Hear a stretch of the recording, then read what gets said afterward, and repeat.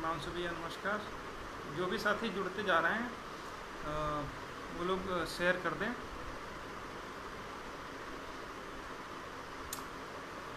राहुल भाई नमस्कार। भैया आवाज़ आ रही नहीं आ रही? मुश्ताक भाई नमस्कार।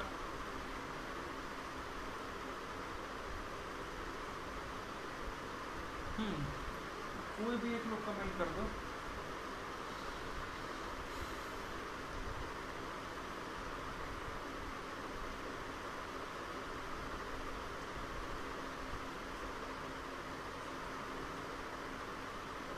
सुनील भैया नमस्कार। यूसुफ भाई नमस्कार।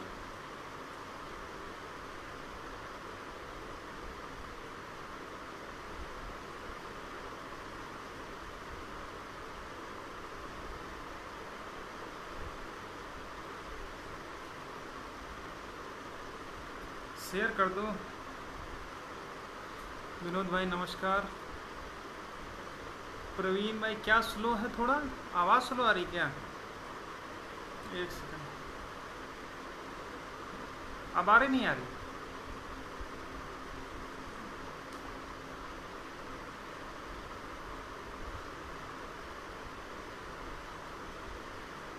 कमलेश भैया नमस्कार। रवि भाई अब देखो आवाज़ सही है नहीं सही है?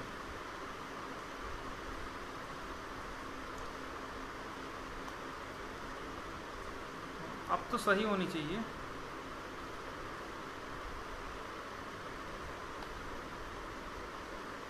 हाँ ठीक है। शेयर कर दो हिमांशु भाई जरा, आप लोग भी सभी ग्रुप में।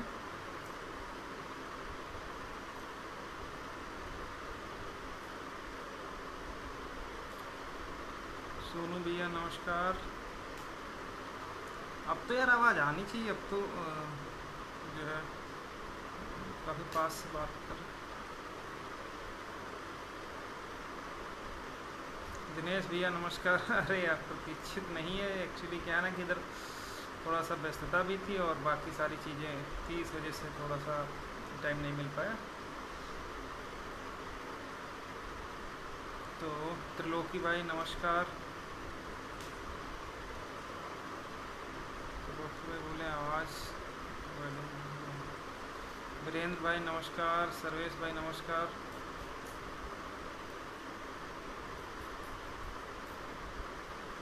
सोनू भैया नमस्कार। शिवशंकर भाई हाँ उत्तर जो भी प्रश्न है आपका सबका जवाब देंगे, लेकिन पहले हम थोड़ा सा अपने जो मुद्दे की बात है उस पर बात करना चाहें। देखिए सभी भाइयों को ये पता है कि जो अपना केस था वो इरशाद साहब की कोर्ट में लगा था, उन्हीं के यहाँ सुनवाई हो रही थी।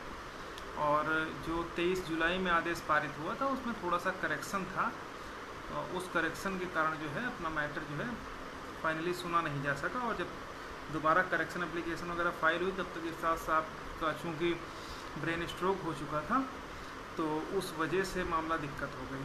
और जो हमारा ऑर्डर था उस ऑर्डर पर सरकार ने रिकॉल फाइल किया हुआ है। और ये बताने की ज़रूरत नहीं है कि जो रिकॉल होती है वो सेम जज सुनता है, लेकिन अब इरशाद साहब फ़िलहाल 1 से 1.5 महीने की छुट्टी पर चले गए हैं। तो हमारा लोगों का प्रयास ये रहेगा कि अब किसी भी तरीके से नॉमिनेशन करवा करके अपने केस की सुनवाई करवाई जा सके। हम लोग तो इधर 1 हफ़्ता तो इसलिए बेकार हो गया क्योंकि 1-2 लोगों ने कहा था कि हम नॉमिनेशन फ़ाइल करवा दे रहे हैं, लेकिन उसके बावजूद भी फ़ाइल नहीं हुआ। तो अभी इसीलिए हम लोग कल गए थे। तो कल जा कर के जो भी बातें थी वो सारी हम लोगों ने एडवोकेट सर से कर ली है। और आप उम्मीद करिए 2-3 दिन में सारी जो भी फॉर्मेलिटीज़ हैं वो पूरी हो जाएंगी। तो अभी ये मान के चलिए आप कि जो अपना मुद्दा है उसमें 3 चीज़ें होनी है। एक तो पहले तो लिस्टिंग एप्लीकेशन होनी है। लिस्टिंग एप्लीकेशन के बाद जो है या उसके पहले जो नॉमिनेशन होना है वो होना है। हम लोग तो ये चाह रहे थे कि जो 13/156 हमारी लीडिंग पिटीशंस है उसी पर जो है फ़ाइल किया जाए, लेकिन थोड़ा सा दिक्कत उसमें आ गई, इस वजह से फ़ाइल नहीं हो पाई। अब जो भी उन लोगों की रणनीति रही हो, सारी चीज़ें रही हों, वैसे फ़ाइल तो किसी में भी किया जा सकता है, कोई दिक्कत नहीं है, लेकिन यदि हमको किसी में ही फ़ाइल करना ही था तो फिर उपेंद्र सर को 10-12 लाख रुपए देने की कोई आवश्यकता थी नहीं, फिर तो हम अलग अलग एडवोकेट भी कर लेते, ऐसी कोई दिक्कत नहीं थी। लेकिन फिर भी कल जो मुलाकात हुई है सर से, तो सारी बातें कर ली गई हैं, और आप ये उम्मीद करिए कि जो भी फॉर्मेलिटीज़ 1-2 दिन में हैं वो पूरी हो जाएंगी, ठीक ना। कल भी हमको बताया गया था, कल हम लोग जब कोर्ट गए थे तो वहाँ पर 2-3 लोगों ने बताया, लोहा भी गए थे, विजय भाई भी गए थे, बोल रहे थे कि जो है हमने फ़ाइल करवा दिया है, लेकिन ऐसा वहाँ पर फाइलिंग नहीं हुई थी, और जिसके कारण आज जो है अभी हमने 4 बजे पता किया, तब तक नहीं फाइलिंग थी, तो इसीलिए मैंने सर के लिए बोल दिया है। तो आप ये मान के चलिए कल तैयार हो जाएगी नॉमिनेशन और लिस्टिंग। तो उम्मीद करिए, हो सकता है अगर सुबह फाइल कर देंगे तो कल शाम तक ही अपडेट हो जाएगी, और अगर कल शाम तक अपडेट नहीं होगी तो आप ये मान के चलिए नेक्स्ट वीक में हम लोग लिस्टिंग एप्लीकेशन और नॉमिनेशन दोनों हर हाल में मंगवा लेंगे। कोशिश इसी हफ्ते में है, लेकिन इस हफ्ते में कल का दिन ही बचा हुआ, शुक्रवार ही बचा हुआ है, ठीक है। तो अगर कल आ जाती, पहले नॉमिनेशन फाइल होगी, फिर लिस्टिंग।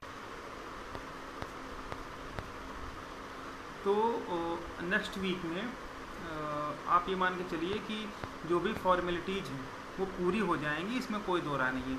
लेकिन आप ये मान के चलिए कि नेक्स्ट वीक में अपने केस की सुनवाई नहीं हो पाएगी, क्योंकि नेक्स्ट वीक में तो 2 ही चीज़ें आएंगी, नॉमिनेशन आएगी और लिस्टिंग एप्लीकेशन आएगी। लिस्टिंग एप्लीकेशन आने के बाद फिर कोर्ट उस पर डिसाइड करेगी, डिसीजन लेगी कि इसकी सुनवाई जो है किस दिन करना है। उसके बाद जो डेट लगाएगी कोर्ट, तब जो है अपने केस की सुनवाई होगी, ठीक है। और उम्मीद ये करिए कि इस बार जब से सुनवाई शुरू हो जाएगी तो पहली डेट जो लगेगी वो तो रिकॉल वाली लगेगी, ठीक ना।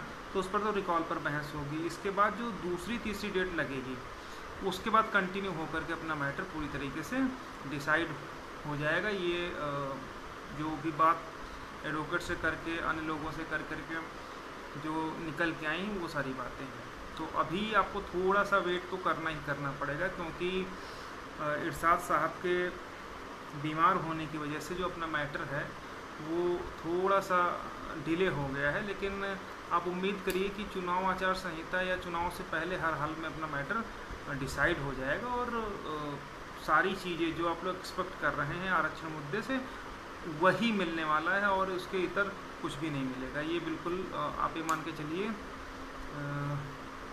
सही है। अब तो आवाज़ आ रही होगी मुकेश भाई, आवाज़ नहीं आ रही क्या? एक सेकंड।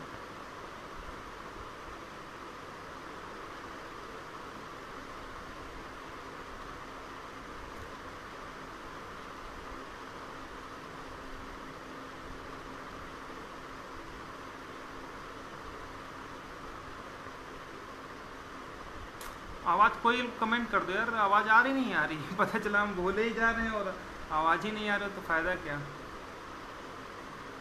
अच्छा आ रही, तब ठीक है। तो ये सारी बातें हैं। देखिए समस्या जानते हैं कहाँ पर आई, समस्या ये आई कि लोग जो है, हम तो सोच रहे थे कि शायद वो लोग कर देंगे, इतना तो नॉलेज होगा ही, लेकिन कुछ नहीं कर पाएगा। थोड़ा सा भी बता देते कि भैया नहीं हो पाएगा तो हम कब का कर दिए होते, इसमें कोई दिक्कत वाली बात थोड़ी ना। अभी कल ही एक्चुअली उसमें समस्या सबसे बड़ी एक ये आ रही थी कि क्योंकि अभी फिजिकल कोर्ट बैठी है, ठीक ना, फिजिकल कोर्ट बैठी है और बहुत सारी पिटीशंस हैं जो ऑनलाइन फाइल हुई हैं। तो सबसे बड़ी समस्या ये है ना कि चूँकि फिजिकल कोर्ट है तो नॉमिनेशन और लिस्टिंग फिजिकल एप्लीकेशन पर ही फाइल होती तो वो ज़्यादा बेहतर है। लेकिन आप लोग जानते हैं कि कोविड सिचुएशन में मोस्टली जितनी पिटीशंस हैं तो वो ऑनलाइन ही फाइल हुई हैं, ठीक ना। तो इस वजह से थोड़ी सी और समस्या आ रही थी, और इसमें फिजिकल कोर्ट बैठ रही है तो नॉमिनेशन और लिस्टिंग या तो 13/156 में है जिसमें फिजिकल फाइलिंग हुई है, इसके अलावा 2-3 और पिटीशंस हैं मात्र वो फिजिकल फाइल हुई हैं, लेकिन उनमें उतना चीज़ें बेहतर नहीं हो पाती जितना बेहतर चीज़ें 13/156 में हो पाती, क्योंकि भाई जो भी पिटिशनर्स हम लोगों के साथ बने सारा पैसा वही दे करके तो मिश्रा सर को फुल पेड किया है। अब वहाँ पर जा कर के थोड़ा बहुत जो डिस्प्यूट हुआ उसकी वजह से थोड़ी सी दिक्कत आ गई थी, लेकिन खैर हम लोग उसको किसी तरीके से मैनेज करने में लगे हैं कि जो भी डैमेज हुआ उसको कंट्रोल में किया जा सके। और जो लोग भी दिक्कत पैदा की उनको ये बात समझने की ज़रूरत है कि भाई जो ये हमारा आरक्षण मुद्दा है यहाँ पर हम आप ये समझ लीजिए कि पूरी लॉबी से लड़ रहे हैं, चाहे वो आपका जो एडवोकेट है वो भी जनरली है, आपका जो जुडिशरी है वो भी पूरी उन्हीं लोगों की है, पूरी जो गवर्नमेंट है वो भी उन्हीं लोगों की है। उसके बावजूद भी किसी के चैम्बर में जाकर के थोड़ा सा जो चीज़ें हुई वो नहीं होनी चाहिए थी। अगर कोई डिस्प्यूट था भी किसी से इंडिविजुअल, तो बैठ के सॉर्ट आउट कर लेते, उसको किसी के चैम्बर तक ले जाने की कोई आवश्यकता नहीं थी। तो अब वहाँ पर जो चीज़ें निकल के आई वो सब गलत है। अब रवि भाई कह रहे हैं कि गाड़ी पर खड़े होकर के हस्ताक्षर, अब देखिए वही मैं बताने की कोशिश कर रहा हूँ कि ये 10 दिन हो गए लगभग, और हर बार मिस गाइड कर किया जाता रहा कि अब हो गई अब हो गई। अगर थोड़ा सा बता देते तो मैं खुद कह देता कि भैया ठीक है, आप हम कर देंगे, कोई दिक्कत नहीं है। और ये भी कहा जा रहा था कि किसी सब पर फाइल हो सकता है, बिल्कुल फाइल हो सकता है, कोई दिक्कत नहीं है, लेकिन जो फिजिकल फाइलिंग हुई है पिटीशन उन्हीं पर होगा, क्योंकि वही कोर्ट में इस समय फिजिकल बैठ रही, तो उन्हीं पर सुनवाई ज़्यादा पॉसिबिलिटी रहेगी। और अगर किसी पर ही करना था तो हम सारे जितने भी पिटिशनर्स बने थे उन सबका उठा करके पैसा जो 10-12 लाख रुपए था वो उपेंद्र सर को थोड़ी ना हम देते। फिर अगर किसी पर करना होता तो फिर एक दूसरी पिटिशन करते, एक तीसरी पर करते। तो ये सारी चीज़ें हैं, खैर इन सब पर बात नहीं करेंगे। तो अभी आप ये मान के चलिए, कल से हम लोग कल भी मिले थे, आज भी सर से भी बात हुई, हमने आज भी दिखवाया था, अभी तक कुछ भी नहीं आया है। तो कल परसों में जो भी फॉर्मेलिटी है वो पूरी कर ली जाएंगी, और ये मान के चलिए नेक्स्ट वीक में नॉमिनेशन और लिस्टिंग दोनों पिटीशंस के लिए लिस्टिंग आ जाएगी, ठीक है। और लिस्टिंग आ करके फिर रिकॉल पर बहस हो जाएगी, उसके बाद जो है बेंच नॉमिनेट हो जाएगी, सारा काम हो जाएगा। अब समस्या ये है कि अगर यही मैटर अपना इलाहाबाद में होता तो थोड़ा सा आसानी रहती, क्योंकि वहाँ चीफ जस्टिस साहब रोज़ बैठते हैं, तो वहाँ रोज़ का रोज़ नॉमिनेशन चला जाता है। वो अगर सीजे साहब यहाँ बैठते तो अब तक क्या होता कि कोई ना कोई बेंच वो नॉमिनेट कर चुके होते कि जो इरशाद साहब के केसेस हैं वो इनकी बेंच में जाएंगे। लेकिन अभी तक यहाँ पर इस हफ्ते भी चीफ जस्टिस साहब नहीं बैठ रहे, लेकिन जो भी सीनियर एक्टिंग चीफ जस्टिस रहेंगे उनके एप्लीकेशन हम लोग मूव करा रहे हैं, तो वो खुद नॉमिनेट कर देंगे कि इरशाद साहब के जो केसेस हैं वो किन की कोर्ट में मूव किए जाएं। तो अगर वो नॉमिनेट कर देंगे तो निश्चित रूप से जो है नेक्स्ट वीक में जो है हम लोगों को पता चल जाएगा कि किस कोर्ट में अपना मैटर लिस्ट होगा।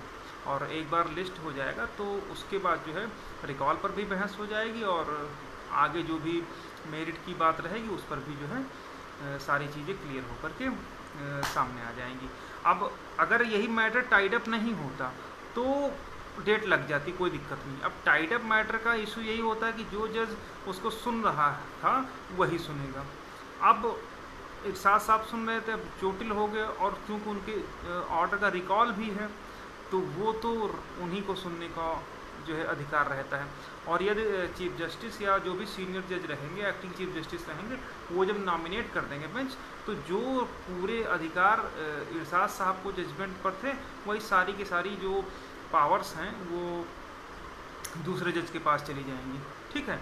तो वो इस वजह से थोड़ा सा और लिंगरान हुआ। अगर ये टाइड अप ना होता या रिकॉल ना होता तो अब तक डेट लग करके अपनी कंटिन्यू हेयरिंग शुरू हो चुकी होती। तो अभी पहला प्रयास हमारा ये है कि जो रिकॉल है और जो नॉमिनेशन वो दोनों एक बार सॉर्ट आउट चीज़ें हो जाएं, उसके बाद कंटिन्यूस जो है बहस शुरू हो जाएगी। तो ये सारी बातें हैं। बाकी 1-2 दिन में जो है आप मान के चलिए कि कल शाम तक या आगे जब भी रहेगा तो एप्लीकेशन नेक्स्ट वीक में हर हाल में हम लोग कर ले आएंगे। तो ये सारी बातें हैं। बाकी थोड़ा सा ये सब चीज़ें हैं ना कि बहुत सारे लोगों ने प्रश्न भी पूछा था कि भैया कैसे क्या होगा ये सारी चीज़ें। तो बस अभी तक का इतना अपडेट है कि आप ये मान के चलिए कि हम लोगों की नॉमिनेशन और लिस्टिंग दोनों नेक्स्ट वीक तक आ जाएंगी, उन पर सुनवाई हो जाएगी, बेंच नॉमिनेट हो जाएगी। उसके बाद जो डेट लगेगी उस पर जो है अपने मैटर को जो है जो भी कोर्ट डिसाइड होगी, जो भी नॉमिनेट बेंच होगी, उसमें जो है अपना केस जो है सुनवाई के लिए लिस्ट हो जाएगा। एक तो ये बात हुई।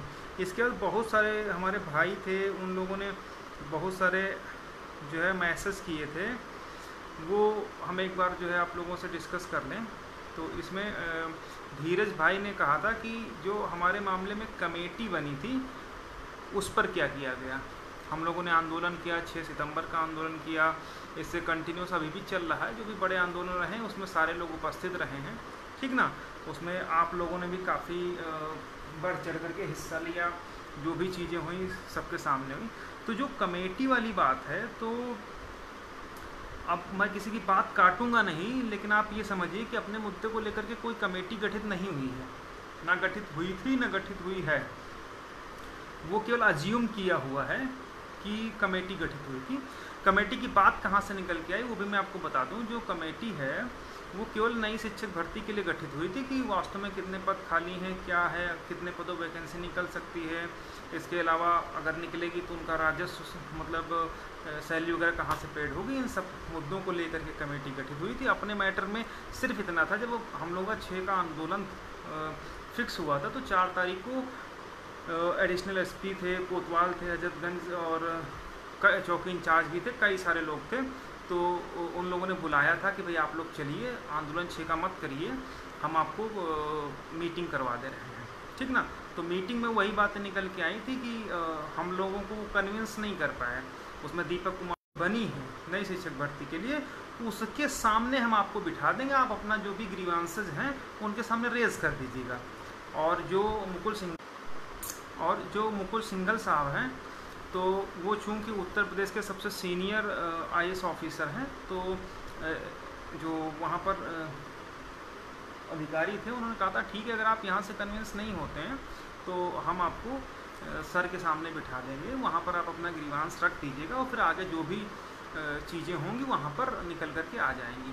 तो ओवरऑल वहाँ पर सिर्फ और सिर्फ चीज़ों को किसी तरीके से कोलैप्स करने के लिए किया गया था कि किसी तरीके से आंदोलन शांत रहे। तो कमेटी की बात जो निकल के आई थी ये वहाँ से निकल कर आई थी। बाकी कोई कमेटी अपने मैटर के लिए गठित नहीं हुई थी, ना गठित हुई है, ठीक ना। और अगर आप लोग ये उम्मीद लगाए हो कि कमेटी आपको रिपोर्ट देगी, ये देगी, वो देगी, तो कुछ रिपोर्ट नहीं देना है। कमेटी और की बात अगर आप करें तो इससे पहले आपको याद होगा 5 जुलाई, मुझे बिल्कुल एग्जैक्ट अगर मैं सही हूँ तो 5 जुलाई को एक प्रेस नोट जारी हुआ था स्टेट ऑफ उत्तर प्रदेश की तरफ से। उस प्रेस नोट में स्टेट ने एकदम क्लियर कट चीज़ें रखी थी और उन चीज़ों को एकदम उसने बताया था कि किस तरीके से भर्ती प्रक्रिया को उसने संपादित किया है, किस तरीके से भर्ती प्रक्रिया को पूरा किया है, ठीक ना। वो सारी की सारी बातें स्टेट ने प्रेस नोट के जरिए हर जगह पर अभ्यर्थियों के सामने भी रखी थी और बाकायदा एक पीडीएफ जारी हुई थी और हम लोगों को कॉपी भी दी गई थी कि हमने जो कुछ किया है सही किया है। तो वो सारी चीज़ें उसमें सब कुछ लिखा भी था कि किस किस अमेंडमेंट के तहत, किस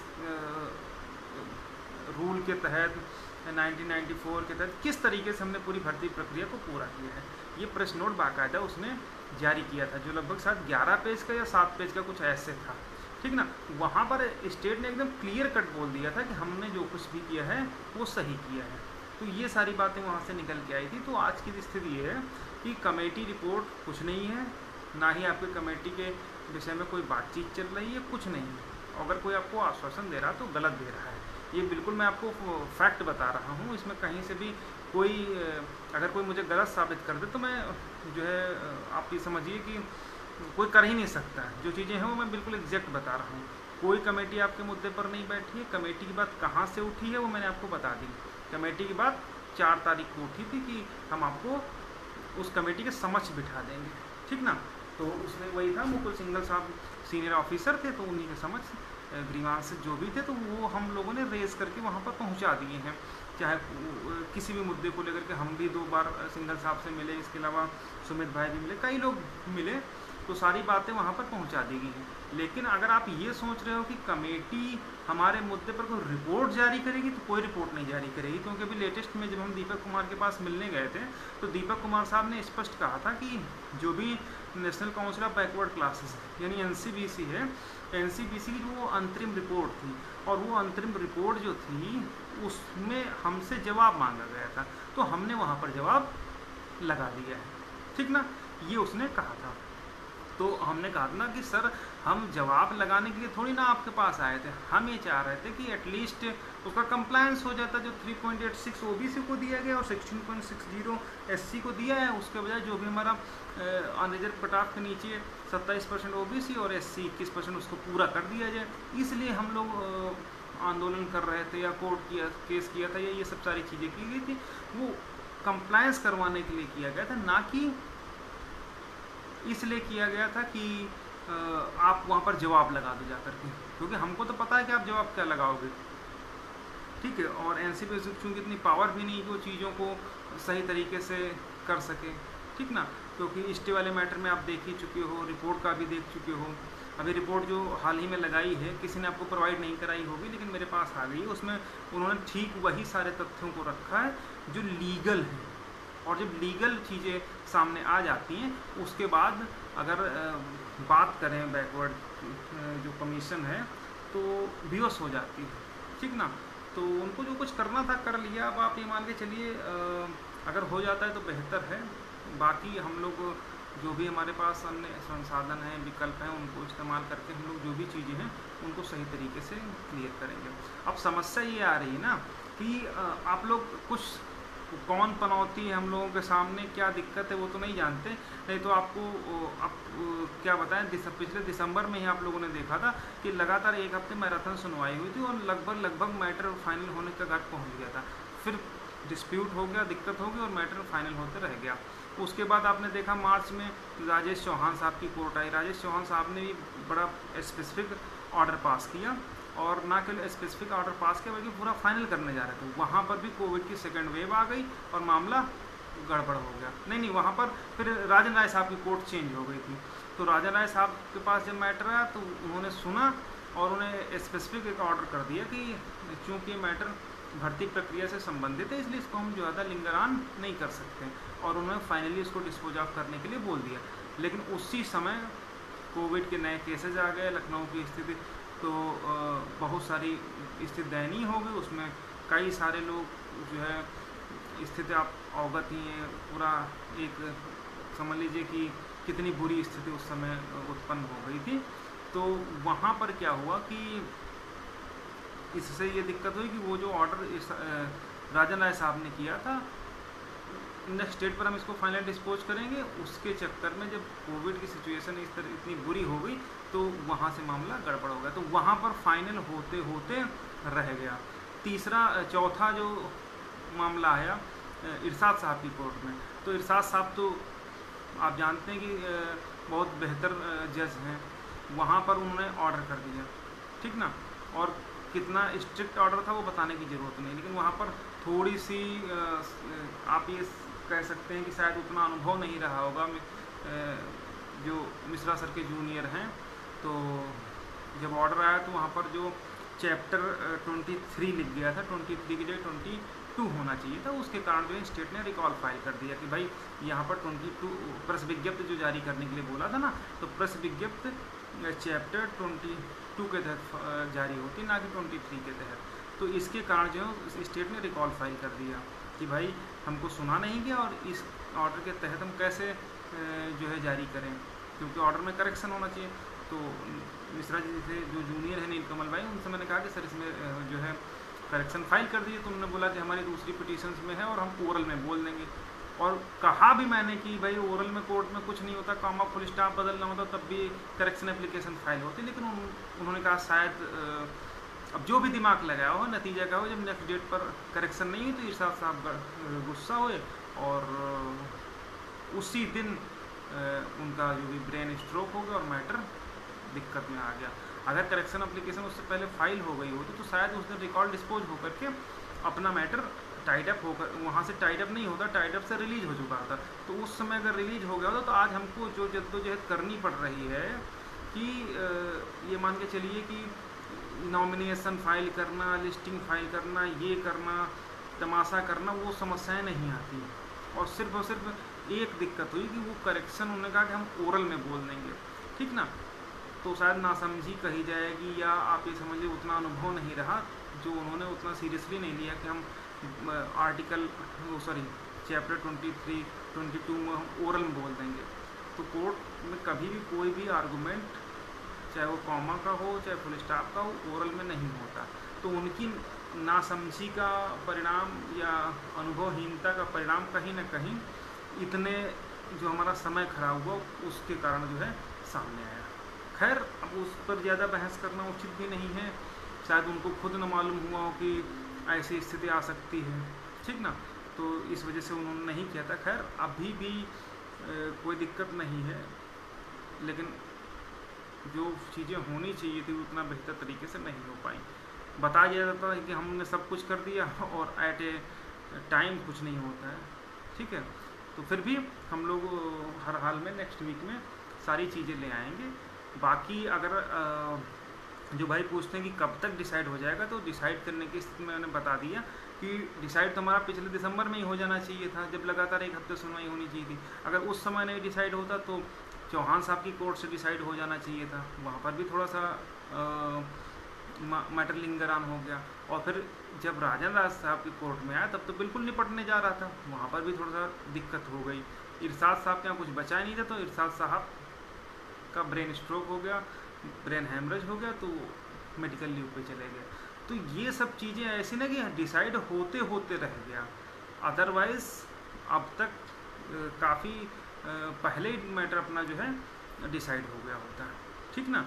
तो ये सारी चीज़ें थी। तो अगर आप हमसे ये कहें कि कब तक डिसाइड हो जाएगा, तो जहाँ तक मुझे लग रहा है कि इस बार जैसी कंटिन्यू मैटर अपना सुनवाई के लिए लिस्ट होगा, उसके बाद से जो है ये मान के चलिए कि कंटिन्यू सुनवाई हो करके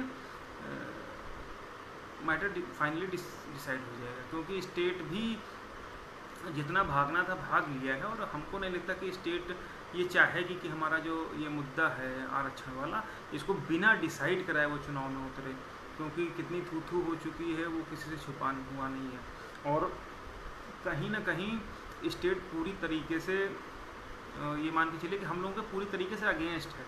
अगर आप कहीं से भी ये सोचें कि स्टेट हमारे साथ मर्सी ग्राउंड पर या कोई हमारे साथ तो सहानुभूति करेगी, तो बिल्कुल नहीं करेगी। आपने उत्तर प्रदेश सरकार से सीधी टक्कर ले ली। सीधी टक्कर लेने का मतलब आप सिस्टम से टकरा गए। सिस्टम से टकराने का आप सीधा मतलब आप समझ लीजिए कि हम लोगों ने, भाई अगर हम उस जगह पर हैं तो भले उसमें किसी ने गलत किया हो, लेकिन उसमें जिम्मेदारी सबकी रहेगी। हम लोगों में क्या, हम लोग SCRT के सामने बैठते हैं और मंत्री को गरियाने लगते हैं कि मंत्री चोर है। हम लोग SCRT के सामने बैठते हैं, कहते हैं बाबा तुमसे बैर नहीं, अधिकारियों खैर नहीं। आप अधिकारियों को उल्टा सीधा कहने लगते हो। उसके बाद रही सही कसर क्या होती कि हम लोग हर जगह पर बाबा को बदनाम करने के लिए चीज़ों को ओपन कर देते हैं, चाहे वो किसी भी तरीके से हो, चाहे वो पोस्टर की तरीके से हो। हालांकि सब चीज़ें सही हैं, ठीक है, अच्छी हैं, होनी चाहिए, लेकिन कहीं ना कहीं इससे अगर बीजेपी को लग रहा है कि इससे उसकी छवि को नुकसान हो रहा है, तो उस चीज़ को ईगो का प्रश्न बना लेती है, ठीक ना।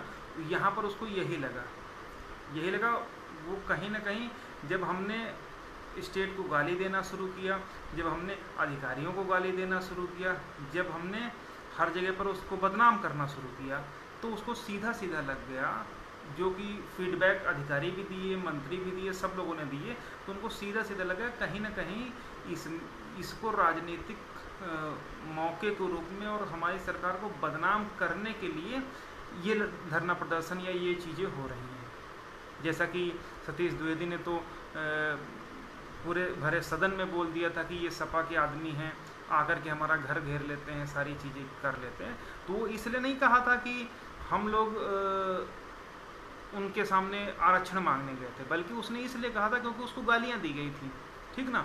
क्योंकि कभी आपने देखा कि 22,000 वाले जो बच्चे हैं, कभी आपने सोचा कि उनके लिए कहा गया कि ये विपक्ष की तरफ से हैं या सपा या बसपा के एजेंट हैं? कभी नहीं कहा गया।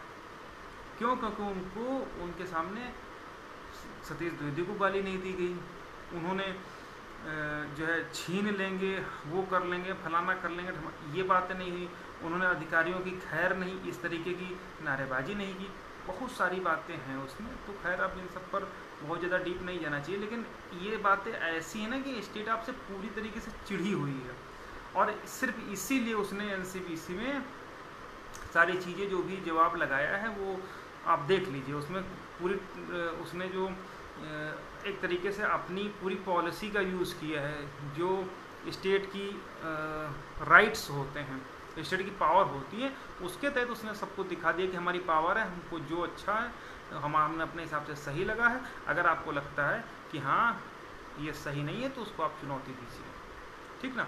तो कहीं ना कहीं आपको ये समझने की ज़रूरत है कि जो मैं शुरू से कह रहा हूँ, रिपोर्ट और स्टे वो सारी चीज़ें, मैं अपने उन्हीं बातों पर पूरी तरीके से अक्षरशः शब्दशः अडिग हूँ, ठीक ना। लेकिन अब समस्या यहाँ पर यही आ रही है ना कि कोर्ट में भी थोड़ी सी चीज़ें होते होते रह जा रही ना, तो यही है कि जो कुछ हो रहा है उस पर भी ध्यान दे लिया जाए।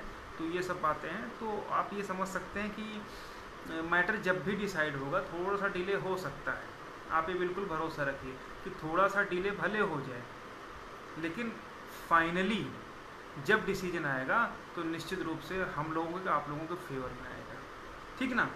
देर आए दुरुस्त आए, वो हमारा सिद्धांत है कि अगर देर भी हो गई और सही तरीके से आ गए तो ज़्यादा सही रहेगा। अदरवाइज वही हसर होगा कि कूद फांद करके सुप्रीम कोर्ट जाओ, वहाँ से खारिज करके लौट आओ, कूद फांद करके स्टे एनसीबीसी से लगवाओ और उसका कंप्लायंस ना होकर के सरकार द्वारा फाइनल करवा लिया जाए। तो ये सब चीज़ें नहीं होनी चाहिए, ठीक ना। आप करिए, अच्छी बात है, सारी चीज़ें हैं, ठीक ना। लेकिन अगर कहीं से भी आपको लगता है कि तुरंत हमको मिल जाए तो भैया तुरंत अभी नहीं मिलने जा रही है, बिल्कुल आप ये मान के चलिए 100% सच्चाई है, ठीक ना। तो अगर आपको लगता है कि आप कहीं बेहतर कर सकते तो आप करिए, इसको अवसर की तरीके से लीजिए। और अगर आप सोचो कि अभी हम हर जब हेयरिंग होगी तब हमको नौकरी मिल जाएगी, तो इतना आसान नहीं रहता है। आप सोच के देखो, अगर कोर्ट केस, आयोग, धरना प्रदर्शन से अगर फटाफट महीने 10 दिन में 10 से 15 दिन में या हफ्ते में या लास्ट वीक में अगर इस तरीके से नौकरियां मिल जाती होती तो हर आदमी संगठन बना करके चीज़ों को तुरंत जो है अपने अंडर कंट्रोल कर लेता है, ठीक ना। तो थोड़ा सा सब्र रखिए, अपने पक्ष में ही रहेगा मैटर, अगेंस्ट नहीं जाएगा, ये बिल्कुल श्योर है, ठीक ना। इसके अलावा एक बात और एक भाई ने पूछा है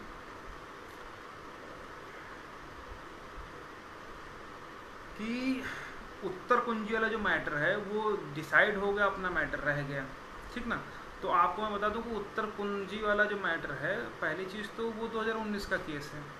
2019 का केस वो भी तब है जब लिखित परीक्षा मात्र हुई थी और उसकी आंसर की आई थी, उत्तर कुंजी आई थी। तो ऑलरेडी वो लोग 3 साल से वो कर रहे हैं और जो भी ऑर्डर उनके आ रहे हैं वो सब अधकचरे ऑर्डर आ रहे हैं।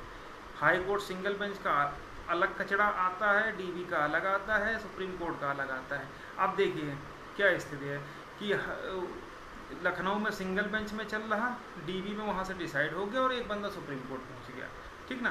तो इस तरीके से अगर चीज़ें को छीछा लेजर करनी है तो उसका कोई मतलब थोड़ी ना है, ठीक है। अब वहाँ पर क्या है, तो हमारा केवल इतना उद्देश्य है कि जब भी डिसाइड हो, या भले थोड़ा सा एक्स्ट्रा टाइम लग जाए, लेकिन वो एकदम नीट एंड क्लीनली मेरिट पर डिसाइड हो। मेरिट का मतलब ये हो कि हाँ उसमें कहीं पर स्टेट के ऊपर न छोड़ दे कि आप स्टेट को रिप्रेजेंटेशन दीजिए, state will have to decide. तो ऐसी चीज़ें हमको नहीं चाहिए, हमको फाइनली मेरिट पर डिसीजन चाहिए। मेरिट का मतलब ये है कि हम सही हैं तो हमको दीजिए, गलत है तो हमको ख़त्म कर दीजिए, सिर्फ इतना सा मैटर है, ठीक ना। हम उस तरीके से जानते हैं, ठीक ना। तो ये आप उत्तर कुंजी वाले मैटर से और अपने मैटर से आप जो भी एक दूसरे को कोरिलेट नहीं कर सकते हैं, उसमें अलग इशू है, हमारे यहाँ अलग इशू है, ठीक ना। वहाँ पर तो अब उत्तर कुंजी वाला जो ऑर्डर है वो ऑर्डर भी अपने आप में जो है काफ़ी आश्चर्य वाला है। उसमें कोर्ट ने ये भी पिटिशनर्स को भी एकमोडेट कर दिया है, साथ ही साथ ये भी लिख दिया है कि इसको नज़ीर ना बनाया जाए, ठीक ना। तो इस तरीके के ऑर्डर को कंप्लायंस करने पर स्टेट को भी काफ़ी दिक्कतों का सामना करना पड़ेगा, ठीक ना। और वो वहाँ का डबल बेंच का है, उन्होंने परिभाषा वाले पर आंसर दिया है, बच्चों को दिया है, साथ ही साथ उसमें इन्होंने नज़ीर ना बनाया जाए ये भी बोल दिया है, ठीक ना। इसके अलावा उन्होंने जो रिट कोर्ट में थे बच्चे उन्हीं को दिया है। तो ये सारी चीज़ें हैं, तो आप दोनों को कोरिलेट मत करिए।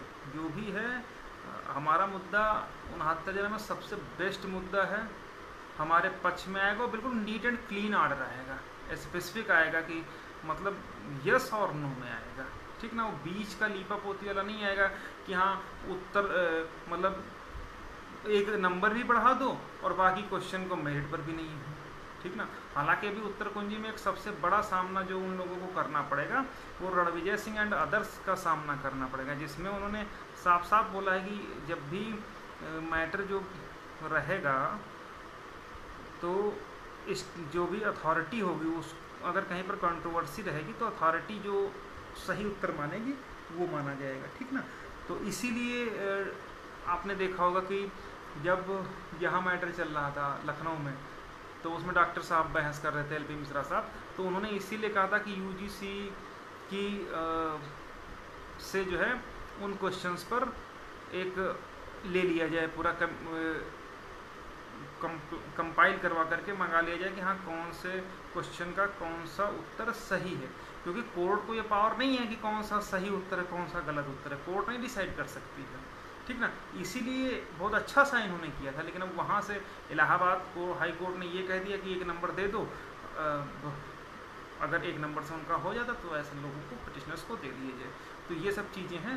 तो दोनों अब यहाँ लखनऊ से अब देखो अगर अलग आर्डर पास हो जाएगा तो फिर दिक्कतें पैदा होंगी, तो आप इससे मत कंपेयर करिए। हमारा जब भी थोड़ा सा डिले हो रहा है लेकिन ऑर्डर आएगा तो बिल्कुल सही ऑर्डर आएगा, ठीक ना। इसके बाद कुछ भाई हमारे और भी बहुत सारे लोग कमेंट कर रहे थे कि भैया जीत मिलेगी या नई भर्ती की तैयारी शुरू कर दें। देखिए भैया मैं बिल्कुल क्लियर कट बता दे रहा हूँ कि अपना मुद्दा 110% अपने फेवर में ही रहेगा, अगेंस्ट में नहीं जाएगा, बिल्कुल आप नोट कर लीजिए। हाँ थोड़ा सा डिले हो सकता है, मैं अन्य लोगों की तरह आप बिल्कुल ये नहीं कहूँगा कि हाँ अगले हफ्ते आपको नियुक्ति मिल जाएगी या ये हो जाएगा वो हो जाएगा, मैं बिल्कुल नहीं कहूँगा। ना मुझे आदत है गलत कहने की, झूठी सांत्वना देने की, ना मैं देता हूँ। अपना मैटर हर हाल में अपने फेवर में रहेगा, अगेंस्ट में नहीं जाएगा। रही बात नई भर्ती की तैयारी करने की, तो आप अगर नई भर्ती ये यूसुफ भाई हैं तो अगर आप नई भर्ती की तैयारी करना चाहते हैं तो बिल्कुल करिए, लेकिन हम आपको भरोसा दिलाते हैं कि जो आरक्षण मुद्दा है वो उसमें हम लोगों को निश्चित रूप से जीत मिलेगी और अपने फेवर में ही रहेगा। थोड़ा सा कोर्ट में जब आप होते हैं तो थोड़ा सा सब्र रखने की ज़रूरत होती है, ये आपको समझने की ज़रूरत है, ठीक है। तो बाकी आप नई भर्ती की तैयारी करना चाह रहे हैं करिए, लेकिन आरक्षण मुद्दे पर हर हाल में हम लोग के पक्ष में ही डिसीजन आएगा और हम लोग जीतेंगे जरूर। इसके बाद जो है अवनीश भाई लिखते हैं कि सारे सीनियर वकील होने के बाद भी सरकार की जगह हमारे वकील ही लंबी डेट क्यों ले रहे हैं।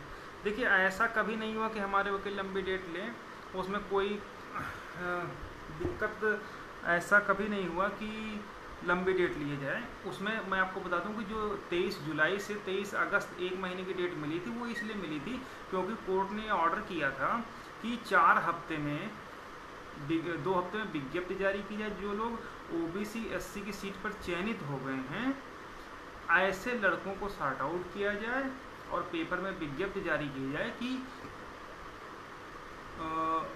ये लोग अगर कोर्ट में अपना पक्ष रखना चाहें तो रख सकते हैं। तो जो 23 जुलाई का ऑर्डर हुआ था उस 23 जुलाई के ऑर्डर में ही ये मेंशन था, लेकिन वहाँ पर जो चैप्टर 22 की जगह 23 लिख गया था वो दिक्कत पैदा कर गया। अदरवाइज जो वो 1 महीना था वो फाइनल डिसीजन था, ठीक ना। तो यहाँ पर हमारे सामने 2 समस्याएं हैं। पहली चीज़ तो एक तो 22 की जगह 23 लिख गया,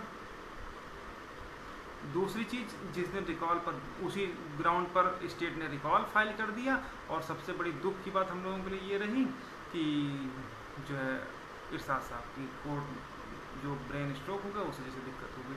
तो अब उससे हम लोग उबर रहे हैं धीरे धीरे, तो आप उम्मीद करिए कि अब अपना मैटर जल्दी रनिंग में आ सकता है। इसके अलावा आपका दूसरा प्रश्न है कि क्या सारे सीनियर वकील कोर्ट में एक साथ आकर के इस मैटर को प्राथमिकता से निवारण करने के लिए प्रे नहीं कर सकते हैं। ठीक है, बिल्कुल कर सकते हैं, लेकिन चूँकि उपेंद्र सर ने ये कहा था कि भाई जब तक मैं बहस करूं किसी दूसरे को बीच में मत लाइएगा, इसलिए थोड़ा सा हम लोग उनके बातों का सीनियर एडवोकेट है सम्मान करते हुए अन्य लोगों को थोड़ा सा उनसे पीछे रख रहे थे कि सर को अगर आगे हैं तो बहस कर रहे हैं तो उन्हीं को करने दीजिए, बीच में कभी कभी ऐसा होता है ना कि आपसी वर्चस्व की लड़ाई हो जाती है कि भाई हमारा मैटर है, उनका मैटर, अगर ये खड़े होंगे तो हम नहीं होंगे, हम होंगे तो ये नहीं होंगे, तो वो चीज़ें ना होने पाएँ, इसलिए हम लोगों ने सोचा था कि ठीक है उपेंद्र सर बहस कर रहे हैं, सारी चीज़ें हैं, तो फिर भी अगर ऐसा है तो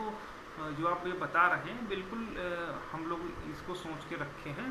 तो अभी मैटर लिस्ट होने दीजिए, नॉमिनेशन होने दीजिए, सारी चीज़ें हो जाएं, फिर हम निश्चित रूप से फाइनल करने के लिए सभी को खड़ा करके इसको डिसाइड करवा देंगे। और बाकी अपने मैटर में ज़्यादा बचा भी कुछ नहीं है, ये आप बिल्कुल समझने की कोशिश करिए।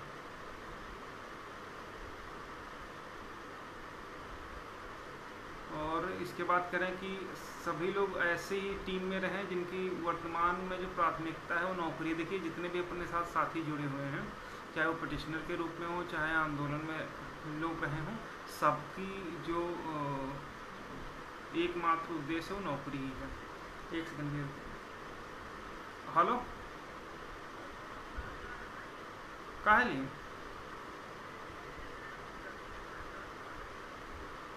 अरे तो कहते यहाँ तक छोड़ दें, वहाँ अपनी गाड़ी है कि मतलब वहाँ से किराए की तरह कैसे लेगा?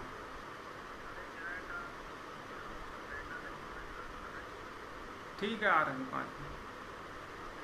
कहाँ आ जाए फिर?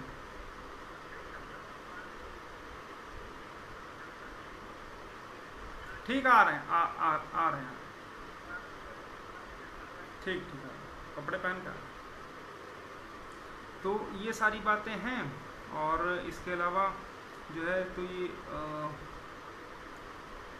बहुत सारे लोग पूछ रहे हैं कि भैया अभी तक हम आंसर की पे याची नहीं बने थे, क्या लखनऊ में बन सकते हैं? देखो आंसर की पर बनने से कोई, जिनका एक आधा गुणांक से रुका हुआ हो वो लोग बन जाओ, और बाकी जिनका गुणांक 64, 65, 63, 62 ये हैं, तो हमें नहीं लगता कि बाकी बनने के लिए कोर्ट में कुछ भी हो सकता है, लेकिन पॉसिबिलिटी उनकी ज़्यादा है जिनका पॉइंट से रुका हुआ है, क्योंकि आगे किन क्या हो जाए कैसे हो जाए ये कोई नहीं कह सकता, लेकिन अन्य लोगों की अपेक्षा उनका ज़्यादा है जो लोग पॉइंट से रुके हुए हैं, तो वो चाहे तो अपना बन जाए। इसमें जो है मैं किसी को नहीं कहूँगा, लेकिन आप अगर पॉइंट में हैं तो आपके लिए एक मौका हो सकता है। कमलेश भाई बोल रहे हैं कि आचार संहिता से पहले मुद्दा सॉल्व हो जाएगा। आप पूरी उम्मीद रखिए कि आचार संहिता से मुद्दा पहले अपना सॉल्व हो जाएगा। त्रिवेंद्र भाई बोल रहे हैं कि अपने केस की सुनवाई प्रॉपर तरीके से कब हो सकती है? देखिए प्रॉपर तरीके से मैंने बता दिया कि जो भी फॉर्मेलिटी है वो मैंने पूरी करने के लिए हम लोग सारा काम कर रहे हैं, और उम्मीद है नेक्स्ट वीक में सारी चीज़ें आ जाएंगी। और उसके बाद जो भी कोर्ट डेट डिसाइड करेगी उस पर जो है पहली डेट पर तो रिकॉल पर बहस होगी, उसके बाद जो डेट लगेगी वहाँ पर से जो है अपना मैटर डिसाइड होगा। फिर महेश भाई हमने आपकी जो बातें सारा जवाब हमने लगभग दे दिया है। अंकित भाई, फिर अमित यादव भाई कह रहे हैं कि एमआरसी केस में याची लाभ मिलेगा, जो रिपोर्ट थी 58 से 44, अगर वो मिलती है तो लास्ट गुणांक कितना जा सकता है? देखिए अमित भाई मैं आपको एक बात बिल्कुल स्पेसिफिक बता दूं कि जो ये 58-44 वाला आपका बात है ये बिल्कुल गलत है। 58-44 कभी नहीं मिलेंगी, और जो लोग सोच रहे हैं कि 58-44 हो सकता है तो ऐसा बिल्कुल पॉसिबल नहीं, ना लीगली पॉसिबल है, ना स्टेट की पावर में ही है कि वो 58-44 ऐसा दे दे, क्योंकि स्टेट ऐसा कोई काम नहीं करेगी जिससे मुद्दा बनने के बजाय वो बिगड़ जाए। तो इसलिए 58-44 वाला मैटर तो आप भूल लीजिए, ऐसा कुछ नहीं होगा। रविंद्र भाई बोल रहे हैं कि इरशाद साहब की बेंच में कब तक मैटर सॉल्व होगा? देखिए इरशाद साहब तो 1.5 महीने छुट्टी पर चले गए हैं, तो इसीलिए हम लोग नॉमिनेशन करवा रहे हैं। कोई कोर्ट में जिसमें नॉमिनेशन हो जाए तो वहाँ अपना मैटर सुना जाएगा, तो इरशाद साहब तो 1.5 महीने बाद ही आ पाएंगे, इसी वजह से सारी समस्याएं हो गई हैं।